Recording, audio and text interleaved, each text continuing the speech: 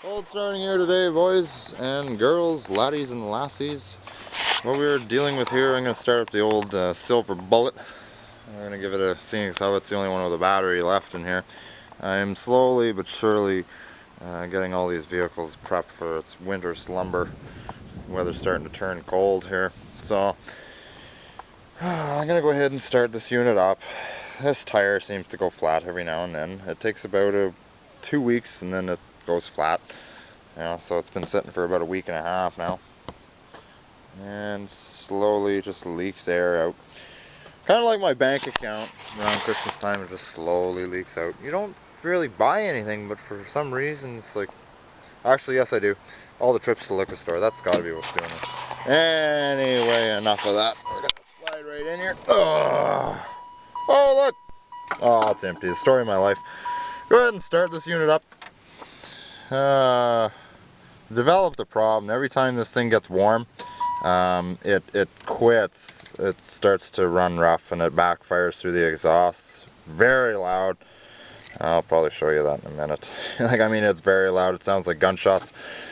I don't know what is causing it. Weak coil, maybe?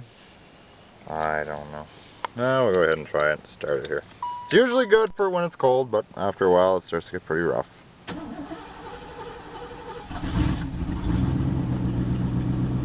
Alright. So we are dealing with a throttle body injection system here. There's 2 injectors above the throttle plates. It's kind of an oddball looking setup. When a lot of the vehicles of the 90s and late 80s were like that.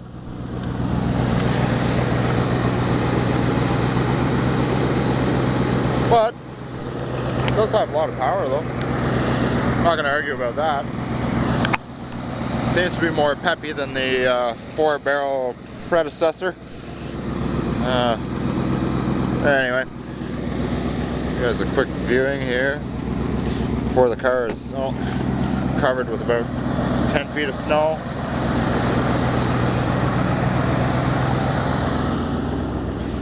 In about 5 minutes it'll start to run rougher and it'll eventually quit. Power door locks, everything's functional.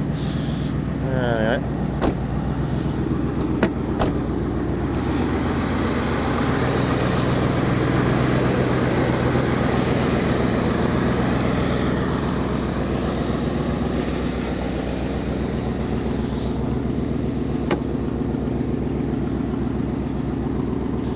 Door is really stiff. Yeah, nicely freshly shampooed. I did that a couple weeks ago. Fantastic car. Wasn't really that dirty, but I did it anyway. I normally do it, so. Yeah. You got all your owner's manual literature in here. 91 Chevrolet. Owner's manual's never been touched, which is good. I love seeing this.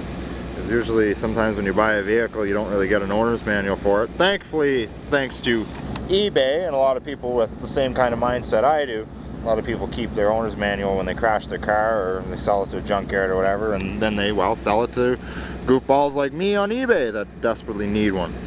And, I don't desperately need one, but I kind of like having them. It's the added bonus to the car, right? If you have it, you have it. I hate having a vehicle with no owner's literature. I absolutely despise it. It irks me to no end. The engine is starting to run a little different now.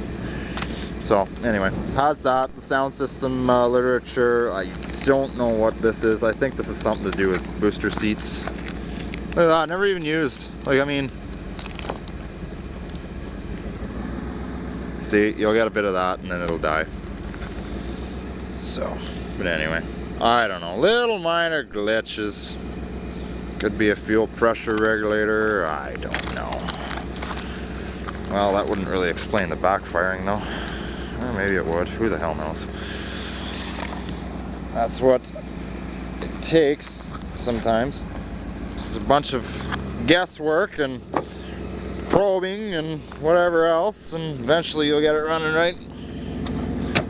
After all, I did pull this car out of a junkyard. Did you honestly expect it to be perfect? Well, I kind of did.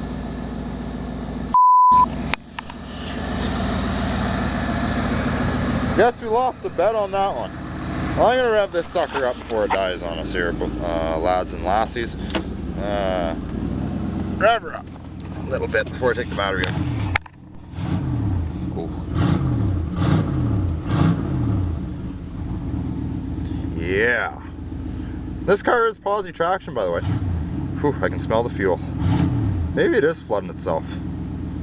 Maybe it is something to do with the TBI. I don't know. Interesting. It's still running pretty good. Little situation with the brakes. We don't have any. Makes things more interesting. Actually, there's a bit of residual brakes. All I have is front brakes. There's no leaky brake line though, which is weird. The car sat in a junkyard for about 1.5 years, so probably just needs to be rebled. There's probably air in it. I'll put new shoes on the back too because they kind of look a little spongy, but I mean, like, stuff like that, I don't care. See, she wants to die when you try and let it sit at idle for a bit. Take a listen. Oh.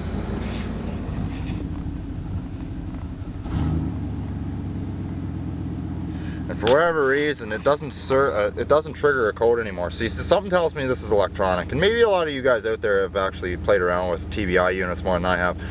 But if this light comes on, for whatever reason, it's gonna die. Yeah. For whatever reason, if the service light comes on, it's like it goes into an open loop mode somewhere, or the computer adjusts something and it doesn't backfire anymore. It won't idle, but it doesn't backfire. It's really weird. I don't quite understand what is going on. When I bought the car, there was some sort of faulty sensor on the air breather. I forget the name of it, but anyway, I replaced it and the service light doesn't come on anymore. Now she'll backfire like mad hell.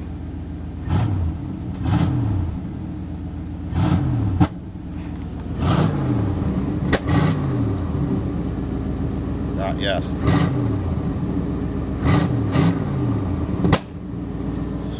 See what I mean? And it won't idle. Unless you keep your foot, and once the engine warms up to operating temperatures, it's actually worse. See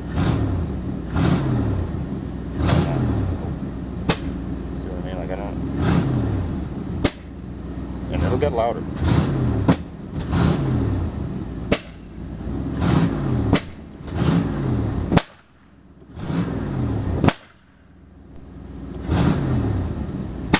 Damn, Bill, I got one! Ha! Damn, Bill, quit your firing! You're gonna piss off Aunt Betty. Woo! I got it! I got it! This is all you heard of deer hunting season, by the way. Everybody was trying to get that big buck that was sitting around here. They couldn't shoot it. But I did.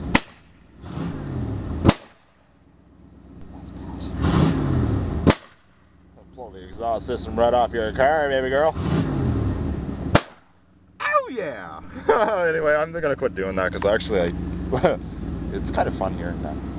Put some, you know, when we were younger, we used to actually adjust our carburetors and make them run richer, and put a spark plug at the end of our exhaust pipes, flamethrower. Hey, you guys ever do that? We did. But you have to really make your carburetor run rich in order for it to work. 2 miles to a gallon. We didn't care. Yeah. We were stupid. We were 14, 15 years old driving vehicles when we weren't even licensed to. Anyway, so this is the kind of fiasco I'm dealing with. I don't know why. It's kind of got me stumped right now. Never really had a Chev run like that before. Sometimes if the service light triggers a code and it finds that there's a code, the light will go out. Or the light will come on, but it'll quit backfiring. It's like it adjusts. And this isn't a vacuum advance. The timing on this is actually controlled by the ECM. Well, I don't know.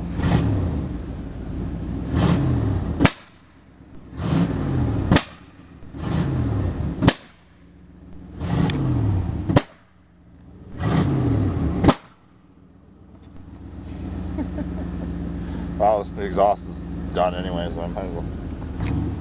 Anyway, lads and lassies, that's enough of that. One more. One more.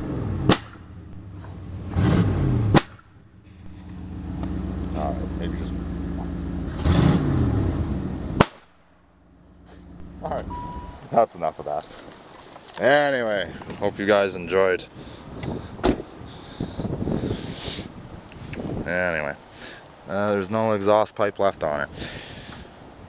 Well, hopefully you guys are having yourselves a great week.